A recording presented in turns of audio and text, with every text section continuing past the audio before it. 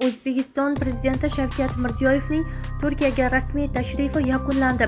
29 yanvar kuni Anqara shahrida Turkiya Prezidenti Rajab Toyyib Erdo'g'an bilan muzokaralar, shuningdek ikki davlat rahbarlari raisligida strategik hamkorlik kengashining 4-yig'ilishi bo'lib o'tdi.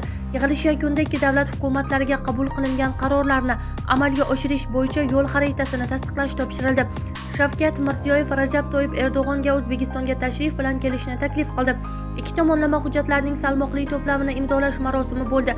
Shavkat Mirziyoyev va Rajab Toyyib Erdo'g'an qo'shma bayonot hamda keng qamrovli strategik sheriklik doirasidagi hamkorlik mexanizmlari to'g'risidagi qarorni imzoladi.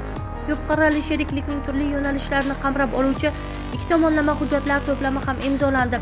Ommaviy axborot vositalari uchun bayonotlarda O'zbekiston va Turkiya yetakchilari bo'lib o'tgan muzokaralar haqidagi fikrlar bilan bo'lishdi. Davlat rahbarlari Hatay viloyatida O'zbekiston tomonidan qurilgan turar joy majmuasini foydalanishga topshirish, shuningdek Istanbul shahrida O'zbek maktabi qurilishini boshlash marosimida ishtirok etdi. Shuningdek, prezidentlar Istanbulning Bekirkyoy tumanida O'zbek maktabi qurilishini boshlab berdilar. Mazkur dargoh O'zbekistonning xorijdagi birinchi ta'lim muassasasi bo'ladi.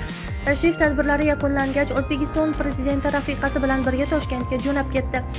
Esanbog'o xalqaro aeroportida oliy martabali mehmonlarni Turkiya vitse-prezidenti Javdat Yilmaz va boshqa rasmiylar kuzatib qo'ydi.